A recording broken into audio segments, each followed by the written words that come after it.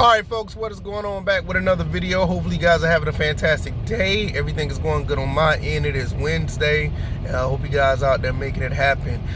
If this is your first time here, welcome. I appreciate you coming through, clicking on the video. If you don't mind, check out all my other content down in the description. YouTube, like I said, Rumble, also on Twitch, on Facebook, all that good stuff. Also, don't forget guys, tonight we will be going live. We're going to be talking some Madden 26, initial thoughts and review, get my thoughts and opinions on it. If you want to join the conversation, I have the link set up so you guys can come in and talk about the game as well, and we'll just go from there. With that being said, I appreciate everybody who's been watching, and I cannot thank you guys enough. All right, let's talk about the topic on hand. Gen Z. Gen Z is being priced out of gaming. Is that the case? I think there's some truth to it, but I will say that it is not necessarily the complete case, and I'm gonna come up with a solution. So with that being said, let's go ahead and get into it. Look, Gen Z, they're not making the money like we did as millennials, or they're not making the money that the people before me, what is it, baby boomers, I think that's what it is, or Gen X, yeah, they're not making money like them either.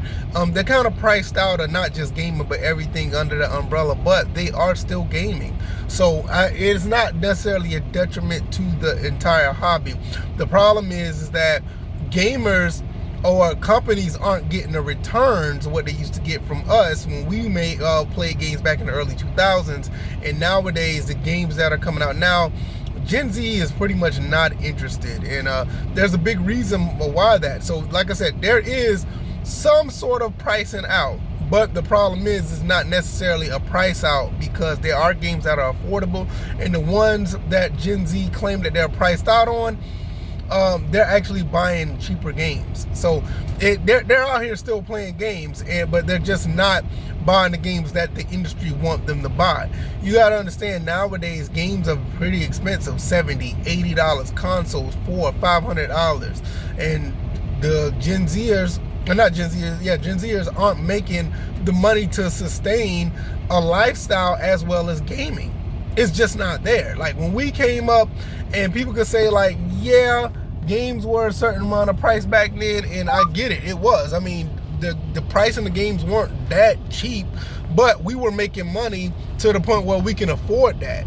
And that's, if you go back and look at any of the guys who are collecting consoles, or people who have games, or whatever the case may be, some people took years and even decades to get that collection, and we were able to buy this stuff. Like nowadays, you're looking at a Switch 2 that's $500. You're looking at the price of the Xbox and even the Nintendo Switch 1 and the PS5 go up. Like, we never heard of a situation where console prices go up.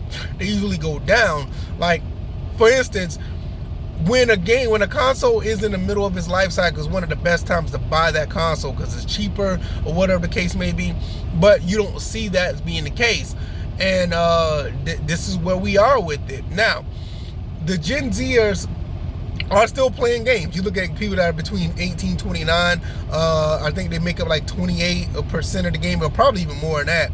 They make up more percent of gaming, and so they are there. The community is there, but you also see them buying games that are under like $20. They're buying cheaper games. They see more value in those type of games, and that's where it's at. It's always been about that. It's always been about value. Just because you sit here and buy a $69.99 game, and that doesn't mean that the game is going to last. A lot of these games don't last maybe a few weeks or even months, where some people are buying games that are $20, and those games are basically, you know, being played for years on end. And I mean, that's what it is. And the reason why it's being played years on end, because the value's there, and the other games that are out are just not worth saying, I'm going to drop this game and keep it moving. You know, a lot of people that are in the retro scene, which, you know, that's a perfect example. People that are in the retro scene, they're buying games that has a lot of value. Games from the PlayStation 2, games from the PS3, games from the PlayStation 4, games from the original Xbox, PS1. They're finding these games that are standing the test of time. And if you look hard enough, a lot of these retro games are literally like less than $20.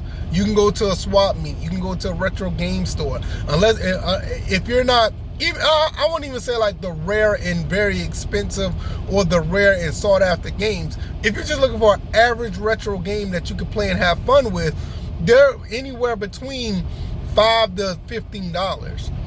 You know, even from games from the PlayStation 3 era on down to the regular Atari or 2600 or the NES. These games are pretty much fairly cheap. So if you don't want to go the retro route, which I say that is the perfect example, you still have games that are fairly new. The indie scene, for instance, are basically putting games out under the price tag of $50, and those games are doing crazy. Expedition 33, you look at Oblivion, those games is not necessarily an indie game, but that game is $50. Stellar Blade was not a $70 game. Other games that are actually out here that are under that price tag of $70 and $60 are doing very well. So it's not like Gen Z is being priced out. They're not being priced. They're just like, look, I don't have the money. Give me a cheaper game that gives me better value. And this is why indie companies are mopping the floor with the industry right now. They're doing fantastic. Games like It Takes Two. I just did a video about It Takes Two. That game sold 20 million copies of the game, and it's a fantastic game to play. Meanwhile, you got these newer games out here that can barely get over 1 million, copies sold or 2 million sold. Look at Assassin's Creed Shadows. Made a lot of, well, I ain't gonna say made, but they use a lot of money to make that game, and they're not recouping the returns off of that. And it's kind of crazy. What these companies need to do is downsize, which you see Xbox is doing that, and other companies as well. They need to downsize and start making these games that are not necessarily bite-sized, but at least medium-sized games that will give you a really good return on investment. $400 million games just ain't it. $200 million games is just not it. Unless if you're like Rockstar and you're trying to make these big games that are pretty much big enough to have the reputation to make this money back. If you're not one of them, then you're out of luck.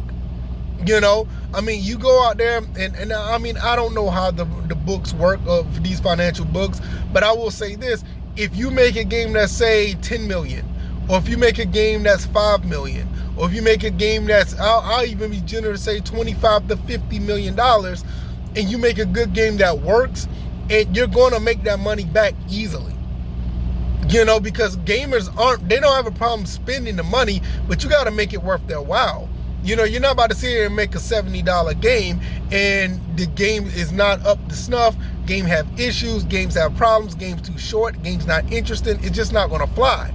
So Gen Zers want to play a game that's actually fun and enjoyable, but the price tag got to come along with it. If you do make a $70 to $80 game, it got to have all the bells and whistles that you want to have to make that game worthwhile, because people will spend the money. It just got to be worth it. So at the end of the day, I look at it like this: the retro scene and the indie scene is the way to go, Gen Zers. If you guys want to play some games, get a good indie game and knock yourself out, or even buy a retro console and have fun. Because even with today's climate of PC gaming, if you don't have a PC now and you're trying to build one right now, you're probably going to have to get some cheaper parts, because even the parts for PC gaming is like outrageous. If you look at some of the NVIDIA and AMD graphics cards, they're out of control. So if you want to go get you a PS3, get you a PlayStation 4, which I think those two consoles are excellent to pick up right now, or you get any other retro console that was around back in 2014, even if you found a cheap PS5 or Xbox Series, you get one of those and knock yourself out with some of these great games that are out there for a good price.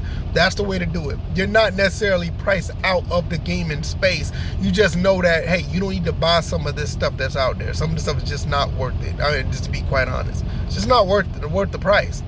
Even a good game like Doom: The Dark Ages, which I think is a really good game, but for $70, people looking at it like, yeah, I'm gonna wait till it gets down to 40. And that's the way it is. I do that all the time. I wait for a game to go down in price, and we will wait and see, you know, when the price go down. Now, there's one game that I probably would buy full price, and believe it or not, it is kind of crazy right now that I'm actually feeling this way. And I'll talk about this game later on tonight on the live stream. It's Madden 26. This might be a game I may buy full price, like no joke. And it's kind of crazy because I'm not really into football gaming like that, but I'm really enjoying Madden 26. But we'll talk about that in the live stream later on tonight. Hopefully you guys come through and discuss. We'll talk about all that, all the links down in the description if you want to check all that stuff out. And yeah, come through, man. I'll have the link together so you can discuss and you can be on the panel. We'll talk about all that good stuff. All right, y'all, I'm gonna get up out of here. Y'all take it easy. Like, share, and subscribe. I'm gonna get up out of here. Y'all be blessed, and I'm out. Peace.